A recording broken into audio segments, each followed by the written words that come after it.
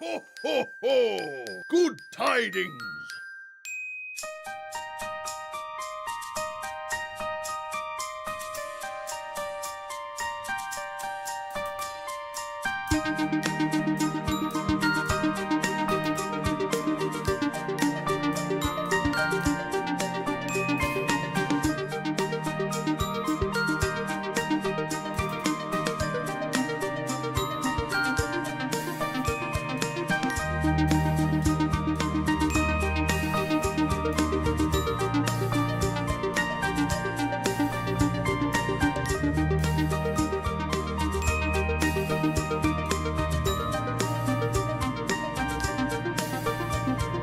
Well, stuff my stockings.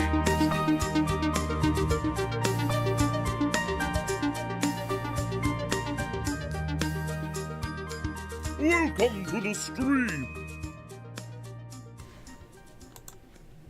Hello, welcome to Qyjari's Curious Crafts. Today on Aunt Anne's tree, we're going to finish working on this darling little Valentine's Day pig. Happy Valentine's Day, everybody. Let's get started. Well, look what the Hey, cat Raina. dragged in. Let me just switch my table cam here. All right, let's get started with all of the tools and materials you see here. We reviewed this last week, so I'll just briefly go over it again. If you don't have the pattern, it is available on my my Discord channel, and the link for that is below. And it's a PDF file that you can download and cut out the pattern and follow along. Brilliant! Thank you for the subscription. Wow, 6 months. That's awesome, Rainick. Thank you. We're just trading off Twitch Primes, aren't we? That works. And I'm also very, very excited that I discovered a way to I use Streamlabs chatbot, and I discovered a way to blow up the size of the font so I can now read your chat when you come across instead of having to squint and figure out what you're saying.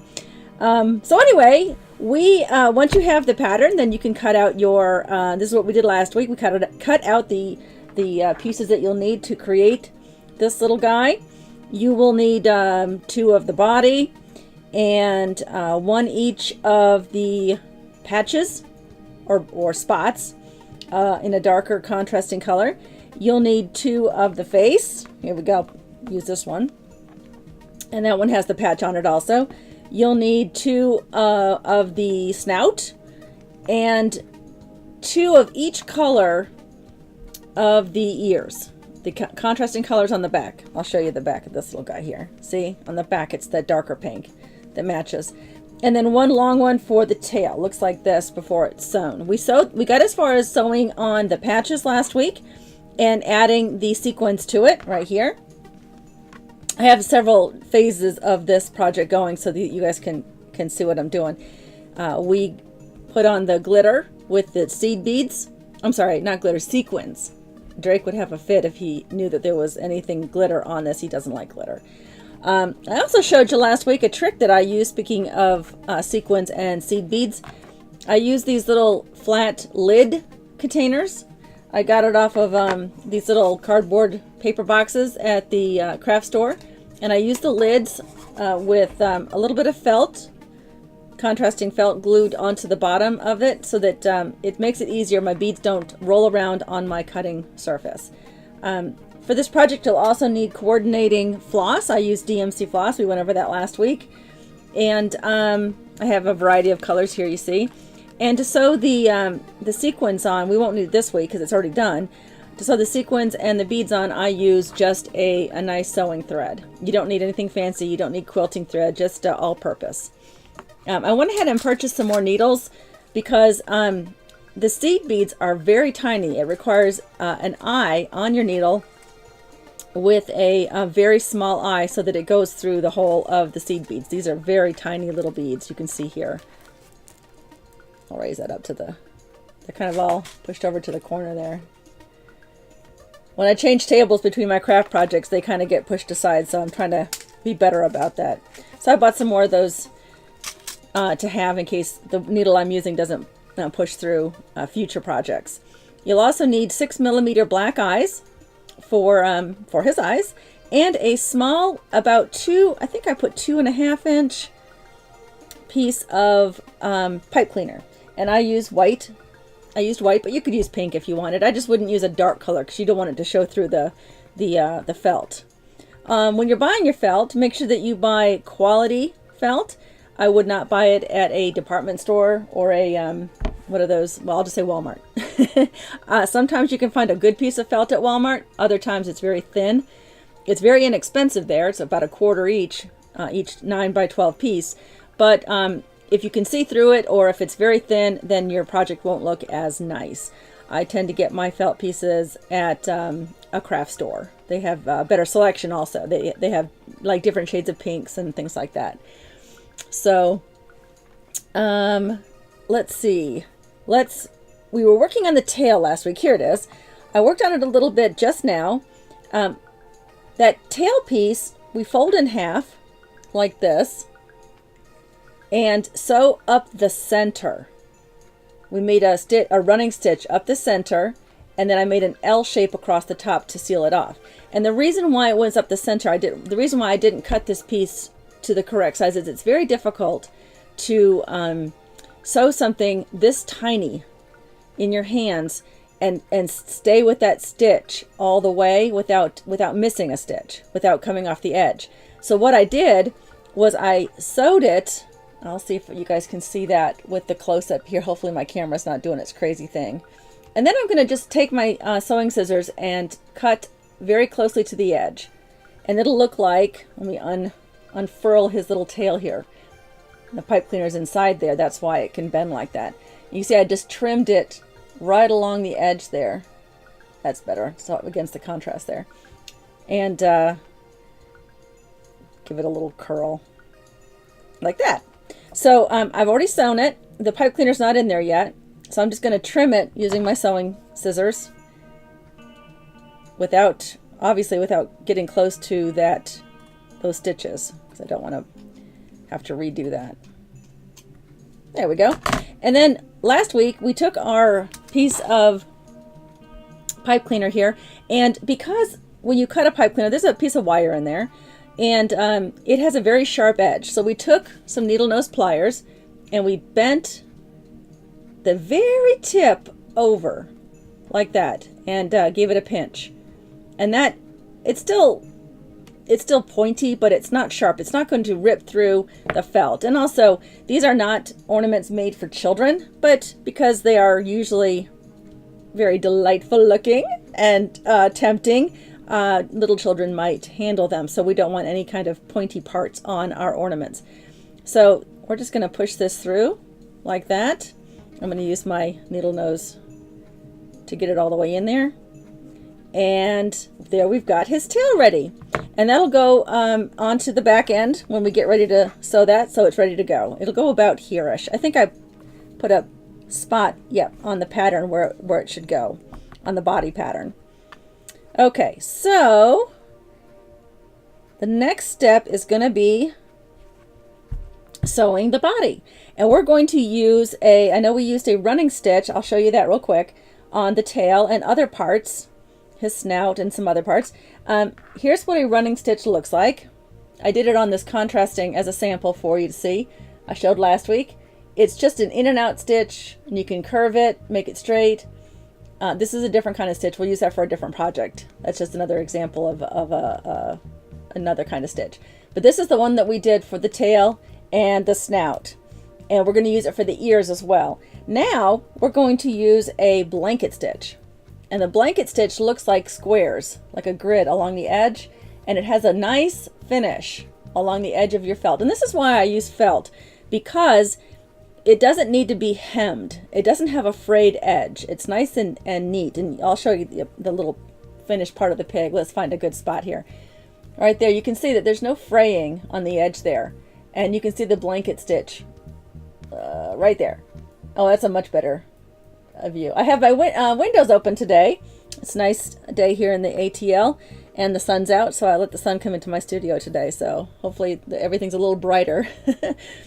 So the way you make a blanket stitch, and I'll show you how to start it on the when we make stitch on the pig. But for now, the way that you do a blanket stitch is you would put your the next stitch into the about a 1/4 inch away, like that, and then pull through with the thread caught on your pulling thread, just like that, and just give it a gentle tug.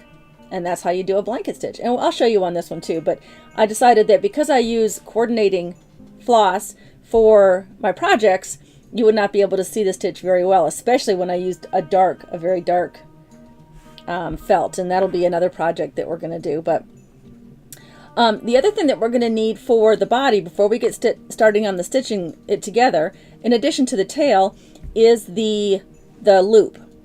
And I always put a loop, a small loop. I explained last week why I do a little loop on it for the ornament holder. I thought I had an ornament holder here at the table. I guess oh, here it is. So this is where your ornament holder would go, and hang it from wherever, your tree or your dashboard, your rearview mirror, wherever you want to hang Mr. Pig here. So I make those out of 1/8 inch silk ribbon, like that. And we just used, I think I have dozens of these colors. These are very inexpensive. They're about 50 cents for the whole roll. And I have those in plenty. So I made these just by tying a single knot on it. And then we're going to tuck that knot on the inside. And again, I've indicated here on the pattern where that should go. And it's not centered for the most part. It is a little off-centered because the weight of the head, which isn't really heavy, but it is some weight. We want to distribute the weight properly so it hangs nice and even as it hangs. You don't want it to lean one way or the other. So science! We're learning science today as well as stitching. Hey, Lego ink file! I'll just call you Lego. How are you doing today? We're going to get started on the stitching on this side. We're going to start here, get the loop in, and then continue with the tail and all the way around. And the reason why I'm going to leave this gap open here for the stuffing is because it's hidden. And the reason why is when you stuff your ornaments, or anything really, the fabric, the felt, gets a little stretched out. And if that's the case, if you're not really careful stuffing, you want to kind of hide that. And look at that, it's hidden behind the head. As you can see here, it didn't stretch out too badly, so it looks fine, but it is hidden from the front, and I try to hide any kind of inconsistencies as best I can, which I showed you last week when I made the snout ahead of time to show you. I cut too large of a snout out of the back piece, and guess what? I just stuck it on the back. So that'll be hidden when it gets glued onto the face. Like that.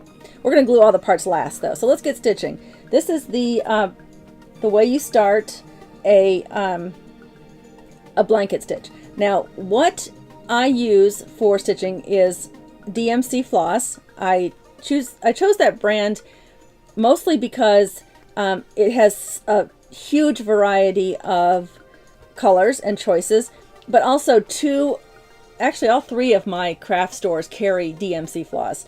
There was another store, a fabric store, that has since, in my area at least, the local one went out of business, and they had another floss that they carried. I don't even remember the name of that floss. So I'm glad that I stuck with the DMC, because I wouldn't be able to have access to that without ordering it online.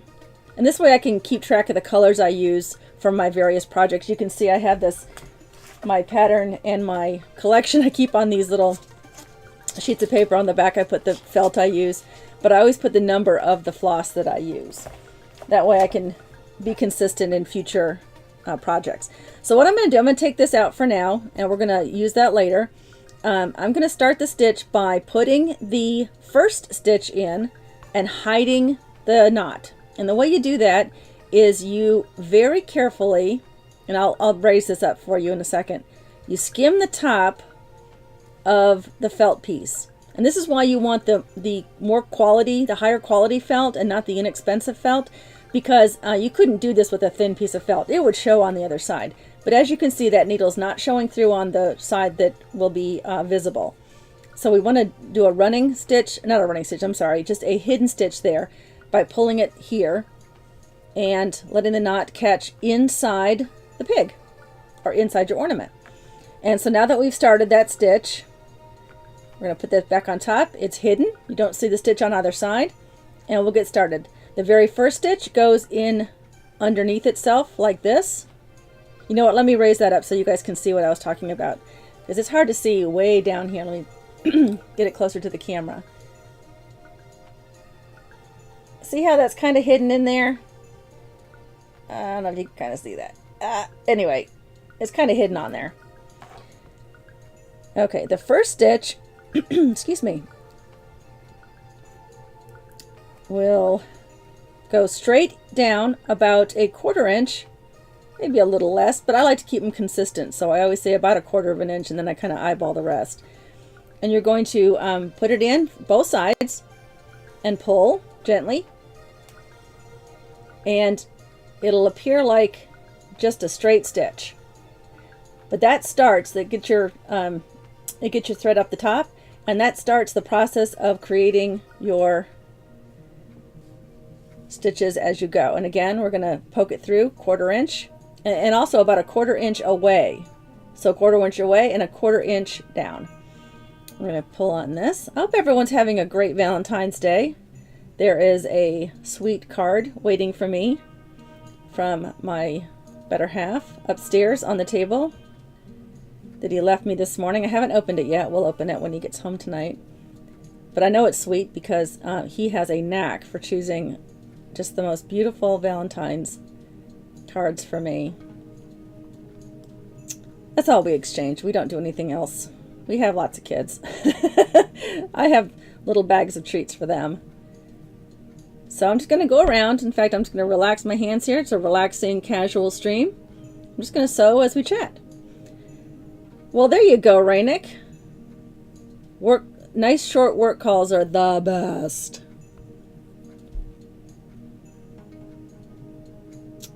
And happy Valentine's Day to you too, Lego. Glad you could make it back today to watch us finish up on Mr. Pig here. This little guy was voted on by you guys for the next stream. I had not made a pattern for a pig. I had wanted to, but when I guess one of my viewers, Twisted, suggested a pig, it was voted on by you guys. So I made one, and I'm so glad I did. It turned out so cute. If you would like to win this little guy that we're working on, there are 4 ways you can win. First of all, if you're active in chat, you're already qualified. You're already entered one time into this little contest. Contest ends Saturday at 12 o'clock noon Eastern time, the 16th of February. And the other way, let me make sure I'm not, the tail's toward the end. I have another inch or so to go. I don't want to miss out putting the, oh, you know what I did miss out on though, guys? I missed out putting the loop in. Because the loop's supposed to go right there. I whizzed right past that. But you know what? This is a good idea. I will show you how you can fix that. If it ever happens to you, you don't have to take all your stitches out and start again. I will show you how you can fix that later. I was just chatting and forgot all about that. And I've done that before. Forgotten all about it. So I have developed a trick to get that loop in there without compromising all the stitching I've already done. So what was I saying? Oh yes, I was talking about the ways you can win this little guy. Like I said, if you've contributed in chat today, you're already qualified for 1 entry into the contest. And the next stitch will be our tail after this one. The second way that you can enter is if you go onto YouTube and see part 1, or you can wait until part 2 is up tomorrow around this time, and make a comment there. Make a comment on YouTube so I know that you've come by to say hello, and that qualifies you as well. Just make sure that you let me know that that's you if you use a different username for YouTube. And then the third way is to go to my pinned post on Twitter and reply there. And also a pinned post on the Aunt Anne's Tree Facebook page, which the link is below. So if you go all 4 of those, then you can have 4 chances to win. I will enter your name into the drawing 4 times. Or if you just do 3 times, that's okay too. Or twice or once, whatever, you still have a chance to win. Okay, so I have put the tail at the location where I want it. And what I'm going to do is I'm going to put my next stitch through all 4 pieces of felt. The top piece of the body, the 2 pieces of the tail, because the tails I'm holding it in there, and then through the back of the body. And then I'm going to do the same thing with the loop. I'm going to put the no, I'm not. I'm going to just go right through. And then I'm going to go back through the 2 pieces of the tail. Let's see if I can get that closer. So you can see I went just through the tail. And the reason why is because I'm going to loop that thread, that floss, now over the top of the needle. This is why I put this on YouTube, so that you can go back and rewind and see exactly what I said. And we're going to do that again to the next stitch. In through. I'm going to go a little bit slower here because I am holding this a foot away from my face. So in through all 4 layers, back through just the tail part, like that. Put the thread over and pull gently. And there you've got the 2 stitches that are holding the tail in, and that's sufficient. I would try to do at least 2 on anything that sticks out that's big, could be because again, children shouldn't be handling these. These are not child-proof. They're not meant for little children, but they will touch them. They will want to play with them, and you want to make it as safe as possible. And I've had a lot of customers who have purchased my ornaments, and they say that they're pretty safe around their kids, but just be cautious that there are small parts, choking hazards. Okay, I'm going to give myself a little more thread on my needle. And continue. Now, I have made my spot here far enough away from the end to get that stitch on there. I'm not going to put the stitch on the spot. I'm going to try to tuck it underneath, like so, because I don't want this color thread to be on top of that darker felt piece. There we go. And we're just going to go around. So I have an idea for next week. Now, I wasn't going to make one for, at least I wasn't thinking about making one for St. Patrick's Day. I've got a busy March coming up. So I might just do regular ornaments that I already have patterns for. And I thought I'd kick that off by making one of my other best sellers. It is an ornament that gets a lot of grins and laughs. I'll show it to you in just a second. And I'll actually put it on the table here, and you can look at it while I finish sewing. It is a pizza ornament, a pepperoni pizza. Let me get him. He's so cute. This is what we're gonna make next week. Yeah, I'll just put him right there while I stitch, and you can see him. As you can see, he's about, I say he. Do these have genders? He's about 4 inches wide and 6 inches tall, and he's got a happy little smile. He's got pepperoni on him. So we'll be making that next week, and I think we could probably get that one done in an episode next Thursday. So we'll do that. I have some exciting things coming up. I'm looking forward to sharing them with everybody. Of course, I'm still working on my D&D terrain on Tuesday nights. We're still working on the Halfling Village, and that'll be probably through a good portion of the summer, because this is a very detailed project.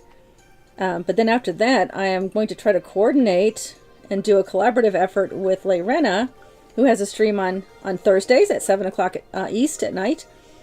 She does a lot of steampunk crafting, and she's going to make some modrons for this idea. Like I said, I don't know when we're going to do this. Probably midsummer or later. Depends on how well I get done on this Miramore. This is a very ambitious project. But I'm going to the next terrain build is going to be a gnome laboratory that is going to be steampunk based, and I can't wait to put her Modrons and the Steampunk Laboratory into play on our D&D table. I think it'll be a blast. Layrena does not play D&D. I think they've tried it. She's tried it. And so she's going to have to go to the monster manual and see what I'm talking about. Those of you who play Dungeons and Dragons know what I'm talking about. But they look like clockwork creatures. So that'll be fun. That'll be fun to collaborate that. I also have coming up in March, and date is to be determined. I think it's going to be the 16th. It's a Saturday. A special Qyjari's Curious Crafts D&D session. And I've got my players. It'll be live. Everyone will be here at in my studio, in the stream studio. Actually, we might move it to the other room since there's so many of us. We'll have to see how everyone fits. Drake will be the Dungeon Master. I will be playing along with 3 other friends of mine. And that show will be shown live on Twitch. It's a 3-hour show. Probably 9 to 12 on the 16th. And then it will go into the vault at Nerdsmith. I am a proud member of Nerdsmith, and that is going to be my contribution toward our sub drive in April. So if you want to watch it live, it'll be here, but if you want to watch it again, you got to sub to Nerdsmith. And I'll get that link up soon. They haven't finished my creator page on Nerdsmith, but when they do, there'll be a link there where you can go to Nerdsmith and support this stream using the Nerdsmith website through them. They are a wonderful community of creators and contributors, and I'm so excited to be a part of their team. We're getting around the little pause here. Yeah, they're like the first Modron, the easiest one, is like it looks like a golden snitch, like from Harry Potter. It has and actually it looks like a beholder in that it has that one center eye, or a minion. It looks like a minion from Despicable Me.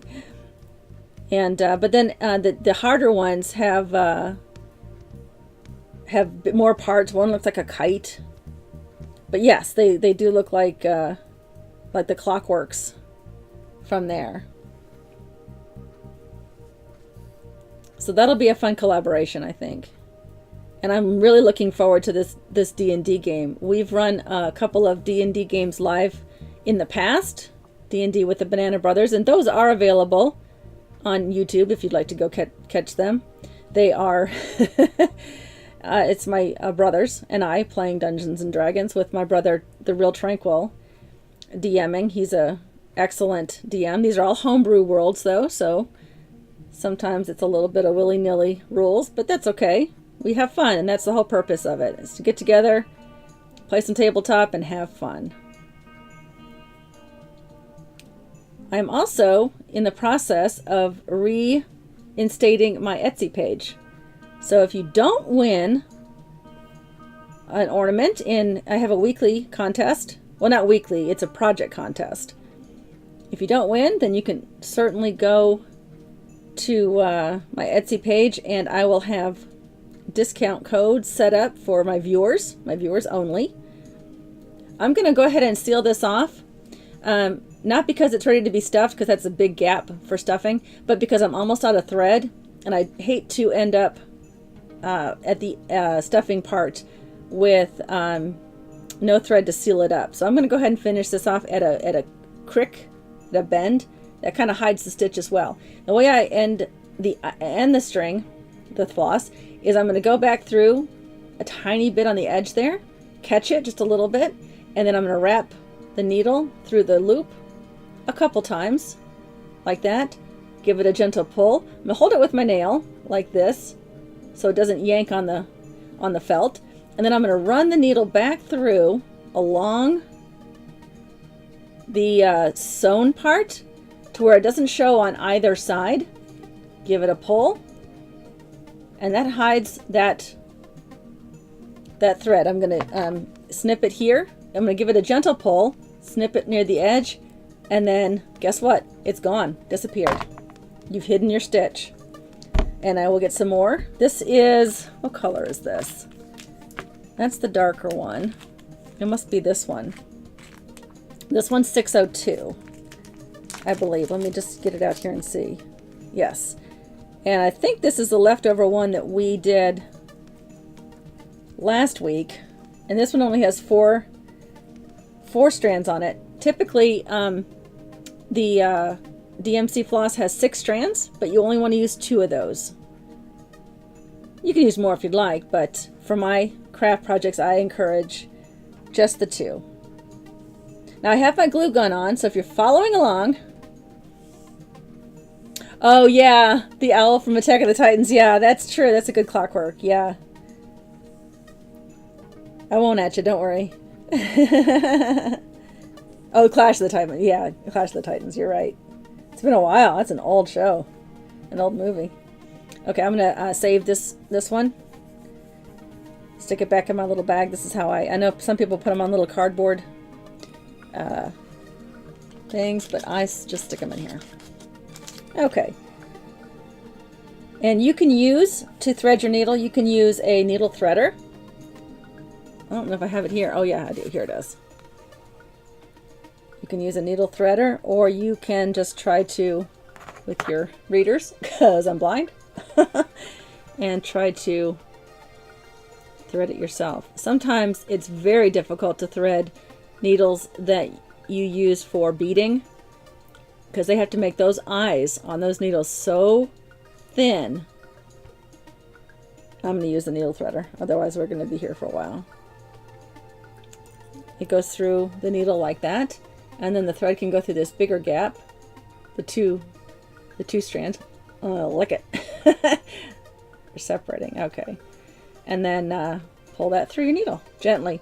I always grab the bottom part of the needle threader, and the reason why is because I've had this piece of metal come out of the needle threader before, and then it's ruined. Oh, see, like it just did. Okay. This one doesn't want to come through. There we go.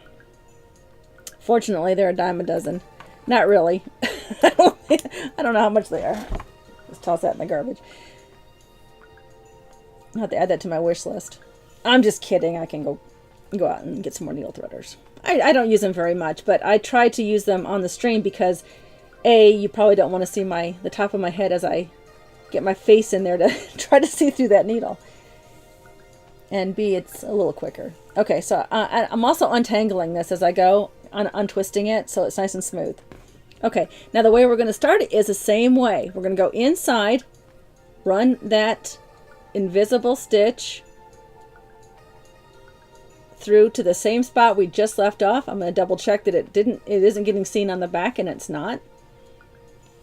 And that's the nice thing about using the same color or a similar color thread to the felt color is if it does show, I mean, if it does peek out a little bit, it's barely going to show. If I were to use a black thread or a white thread here, you'd see it. So that's why I try to use the same color thread. The beauty is in some of the stitching, I agree, but really the beauty is supposed to be the final product.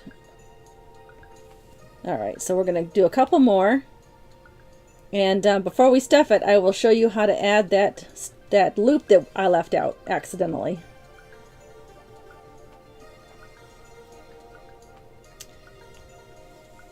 The pizza is nice because it doesn't require a ton of stuffing. It hangs kind of flat. You can see we've got the sauce on there, the cheese, the pepperoni, and the crust. And I made a, oops, caught on the tail there. There is a tiny bit of stuffing in the crust part. But this one's a really fun and easy project to do. So we're going to do that next week. Whoops. We'll just put Mr. Pizza aside. Okay, so I've left a gap here to go ahead and, I'll do one more stitch. To go ahead and stuff. We still have to make the ears, so don't want to leave that out.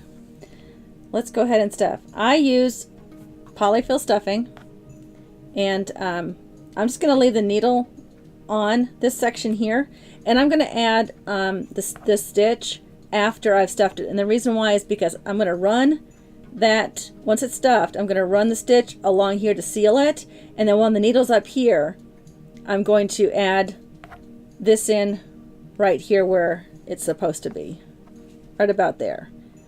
But that's when the needle's up here, so that's why I'm going to wait and do this part after it's stuffed.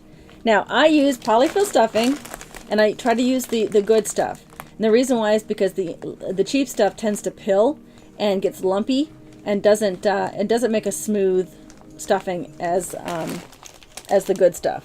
I also use these pieces of medical instrument called a hemostat.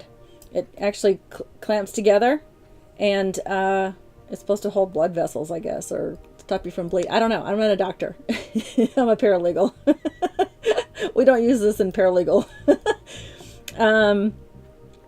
But I use these because they have a fine tip. They have a long, I don't know what that is. Whatever. This is long, and it allows me to get the pieces of the stuffing deep into the small parts of the project. And I'm opening and closing the hemostats inside, and I'm pushing the stuffing into the far corners. Smaller pizza would be cute earrings? Yeah, they would actually. That's a great idea. Uh-oh. Going right through the little foot there. A little too forceful with that little paw. Or hoof, I guess. They would make cute earrings. I bet I could make those. It'd be tiny stitches, though. Ooh, my goodness. I don't know if my eyes could handle that. It'd be fun to try, though. I hadn't thought about making felt miniature felt ornaments into earrings or any kind of jewelry. That'd be fun. Aquascaping tweezers would be nice as well. Yeah, I've never seen those. I'll have to look those up. Any suggestions are, oops, there's some stuffing there, are welcome. Okay. Now that I've got the big pieces in, and small pieces in, and I've already stuffed them, I could probably use my hands at this point to get the rest of the stuffing in, because I don't have any more nooks and crannies to fill. I am, though, going to make sure that I keep it nice and even as we go. Sometimes as you're working, after you put the little bits in the small areas, they get pulled out by the bigger bits. So just keep working it as you go.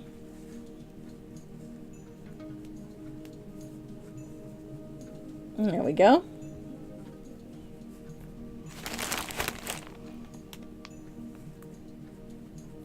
Okay, and if you do enter the contest, let me know what your name is on which channel,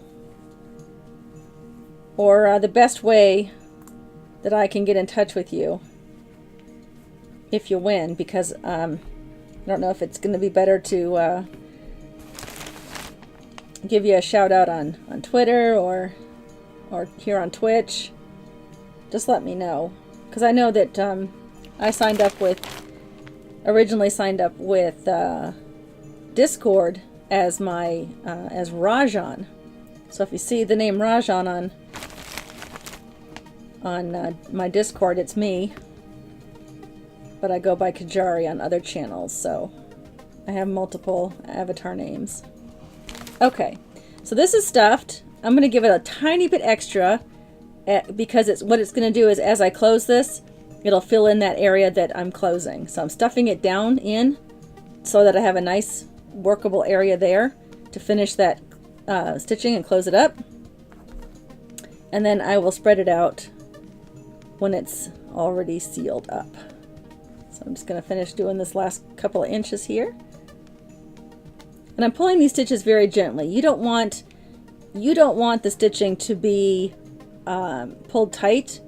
It makes it look like the edge, the edge of a tart. You know how they have it looks like it's got a bumpy surface around there. It will look like that anyway, but if you pull really tight, it'll look worse. So you just want to do a nice gentle pull on that to finish it up. And again, I'm trying to keep my stitches consistent in the depth and in the distance between stitches. Like I said, about 1/4 of an inch, maybe 3/8. For smaller projects and smaller parts on projects, I will do a smaller stitch because a 1/4 inch stitch will look a little off. Okay, I'm at my last stitch. This is where I started, and this is where my last one. I'm going to just put my needle through the tip of that right there, and that'll be the final stitch. And I will do the loop there like that so it catches, and that'll be my final stitch. And I'm going to knot it there.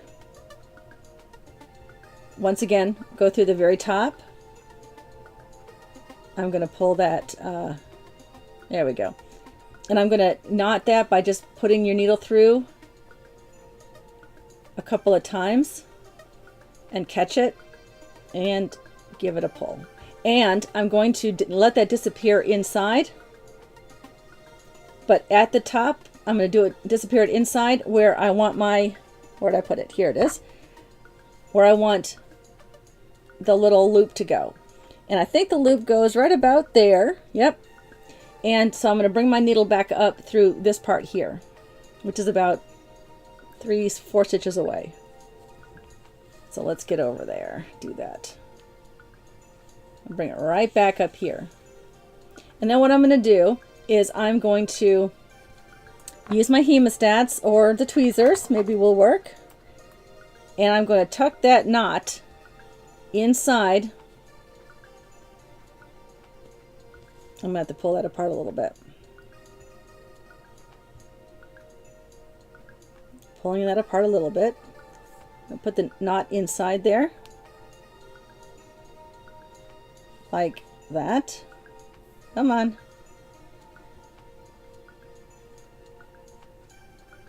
There we go. Trying to hold this flat for you guys to see it.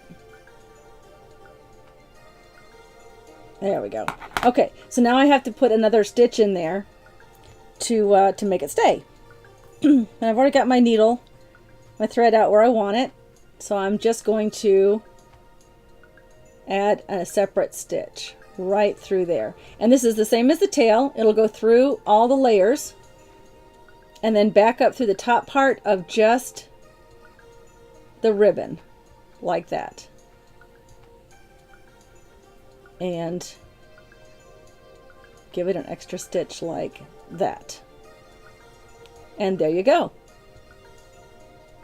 It's much better and it's much easier to do it right the first time, but that's a good lesson in how to fix it if you are like me and you just talked right over that step. Now I'm going to put the knot in the back. Again, I'm always trying to hide stitches as best I can. I'll just grab a little bit of the felt and the thread there. Give it a couple of loops through.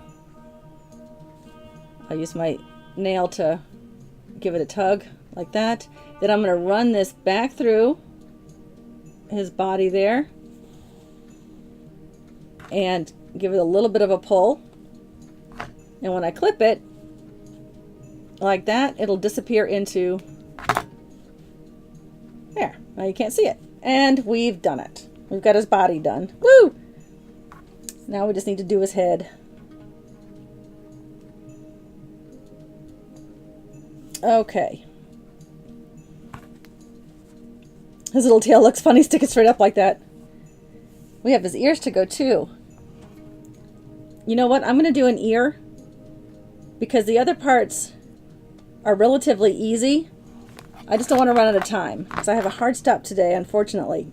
So I need to show you, we've made the snout and the head is similar with going around, and I would start here on the head, go up to here, put the ears in, stitch around, put the other ear in, stitch around to here, then stuff it, and then finish the stitching like I've done here.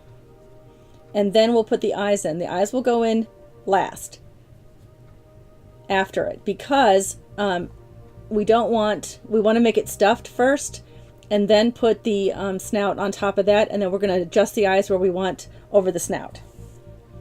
But now we're going to put the ears in. Now you can choose to use, I have the alternating lighter fabric on the inside.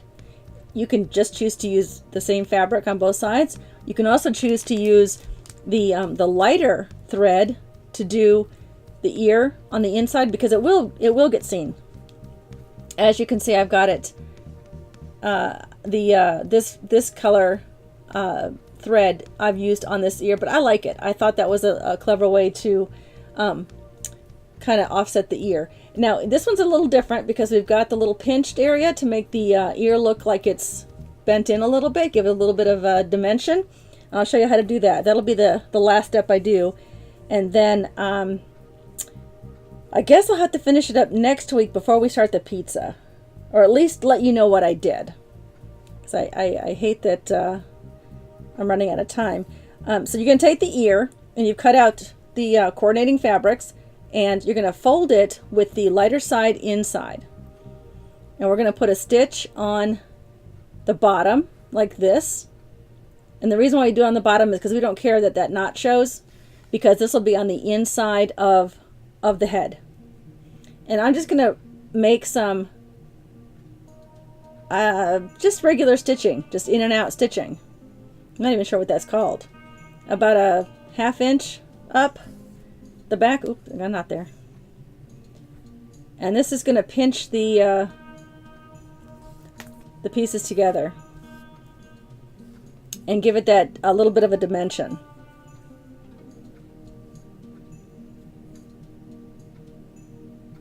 Is Mimsy's music playing, I hope? I don't feel like I have to constantly keep talking, but I also don't want it to be quiet. So if Mimsy's Qyjari's theme is playing, that's a nice little relaxing. Thank you, Rainek. Okay.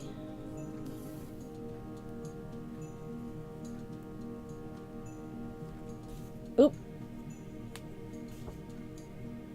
There we go. And I'm just going back down again. And the reason why is it gives it a little extra support, but also because I want my thread to be at the base of the ear when I continue stitching. It makes it a lot easier. And there you've got it. It's pinched in like that. So now I'm just going to do a stitch in and out, a running stitch along the edge. Now that inside piece is going to probably be a little bit longer than the outside piece. Just give it a pull and a stretch. That's what I like about working with, and this part won't get seen anyway because it'll be inside the pig. But that's what I like about working with felt, is you can actually do a little bit of pulling to make the ends meet if you have to. So I'm just going to do a running stitch all the way around the ear, equal stitches, tiny little probably 1/8 inch stitches all the way around, and that's how you put together the ear. And then once it's done, you set it aside, and they will go similar to how we put the tail onto the body. They will be attached to the head with those blanket stitches. This is hard for me to do this far away from my face, but I will have this done next week, and then we'll just assemble it next week, and I'll announce the winner of this little giveaway. So there you go. Just continue all the way around with that, and that will go into one of the slots, one of the ear slots, because they're the same cutout. Where's the other ear? I've lost it. It's here somewhere. We'll use this one. And that one will go there, and then these get glued. Oh, here it is. Onto the body. Everything's falling apart. And then we're going to put the eyes. Actually, we're going to put the eyes on before we glue it to the body. And the reason why is we're going to make those black stitches with the beads. Where are my beads? Here they are. They're about 6mm beads. We're going to have those black stitches. I always make the thread for the bead the same color as the bead. That way you don't see it. Or at least it's a little more hidden. I'll show you on the finished product. You can't see the that there's a black thread holding that in there. And that way we can put it through the back of the pig's head without any worry that it'll get seen, because guess what? That part is glued onto the body, and the stitches are hidden then in the back. So that's all these little steps I've worked out over the years on what works best and what doesn't work. The number of times I've given up on a project because it doesn't work, I can't even count. But we're just going to continue this. And we have 8 more minutes, so I guess I'll continue working on this little ear here. Maybe we can get more done. I'm trying to hold this over the center of the screen so you guys can see. Is it still snowing up there where you are, Rainek? Or did everyone go back to school today, finally? Hey, Resin360, thank you so much for joining, and thank you for saying something. You are now qualified to win this little guy. And I'll put back on the screen for those who didn't see what I'm working on next week. This little pizza ornament. Pepperoni pizza. Everyone loves pepperoni pizza. And this is a little ornament. That was one of my best sellers one year. So you qualify to win this little guy. Just long enough to have tomorrow and Monday off. Oh, that's hysterical. Yeah, next week is our winter break. So I will have two of my kids home tomorrow, next week. Clover is one of my associate producers. Clover. She runs the stream for me when she's around. Sometimes if Drake can't make it. And she made Allstate chorus. So she is currently at Allstate right now for the next few days. We have to go pick her up on Saturday and listen to the performance. She was in last year too. It was fabulous. I'm very proud of her. She's also getting to miss out on school, so I'm sure she's happy about that. But they work hard. They work really hard, and she deserves it. Only 5 of them made it this year. I think there were 8 last year. And I'm not going to worry about hiding this stitch because this whole ear part is going into the head and it'll be hidden anyway. Let's get the second ear going. Alright, just fold this in half. Oops, I got to tie a knot in my thread.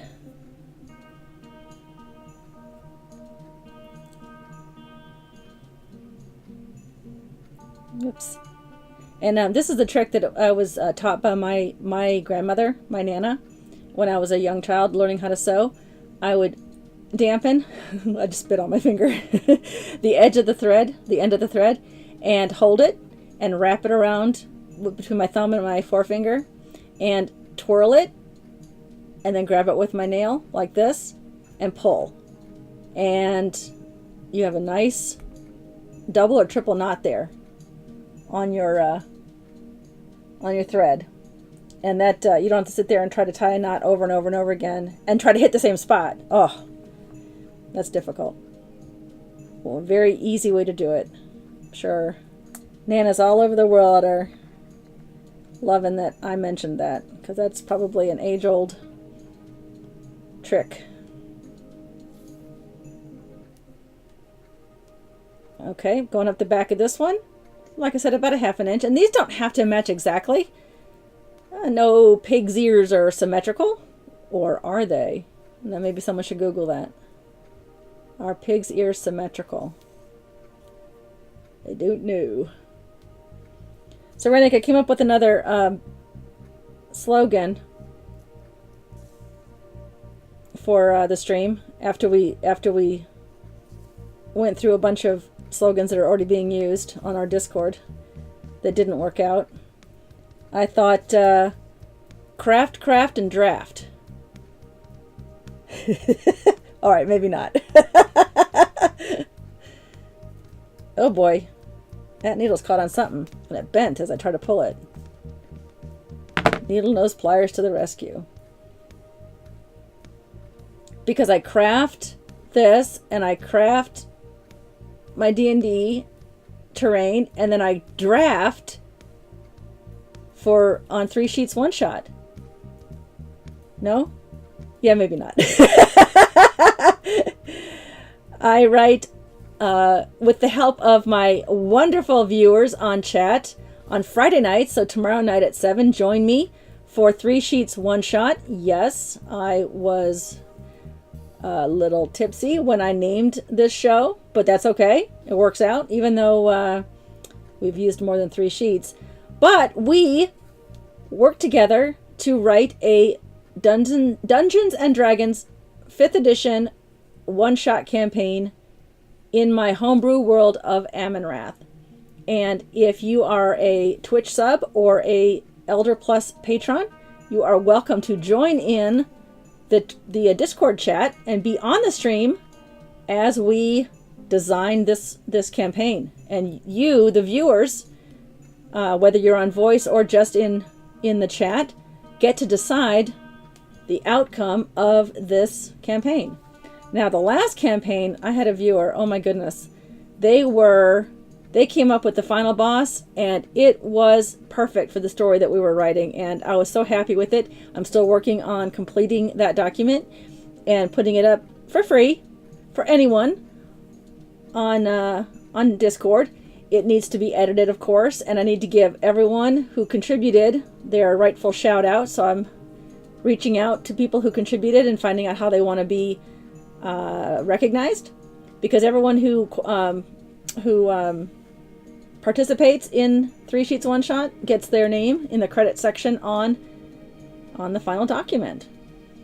I think it has maps and everything, maps and instructions, and it's a lot of fun. We get together and I just type it right there on the screen, and with the input from everybody, we give NPCs names. We come up with ideas for the fights, and it's a blast. Crafty drafts with laughs. I like that. Craft, draft, and laughed. I like those guys. Those, and I use guys. Sorry, I use guys in the it means everybody term. Don't at me. I like those. Crafts, draft, and laughs. Oh my gosh. I think we just came up with it, Rainek. And resin. Thank you. That's a good idea too. With laughs. Crafts, drafts, and laughs. Yeah. We're workshopping that. That's good. I like that. Okay, what time is it? Oh my goodness, it's 1 minute. Okay, so I'm gonna have to stop now, but let me remind you that tomorrow at 7 o'clock is 3 Sheets One Shot with a brand new show, brand new episode. We finished last week's. Took us three weeks of writing that, maybe 4, I can't remember.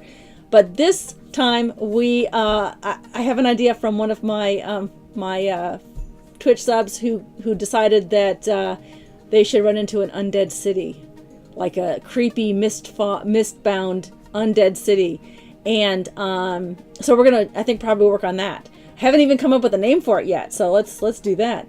Then on Tuesday, I'm continuing my work on Miramore, which is my halfling, partially submerged, long abandoned, cliffside halfling village. It's a vertical terrain. I've never tried this before, so we're all learning as we go. Right now we're building the halfling houses. And tune in tonight to Leyrena as she crafts her steampunk. She's working on a slave cuff. It's really awesome looking. She worked on it last Thursday. This is the continuation of that. Don't forget to go to my pinned post on Twitter and Facebook and leave a comment. Go to YouTube, leave a comment there, and you can qualify to win this cute little guy. And thanks so much for joining me, everybody. Thank you, Rainik, for spamming the chat. But I really appreciate everybody coming along and enjoying this casual, relaxed Aunt Anne's tree today. Thank you. Welcome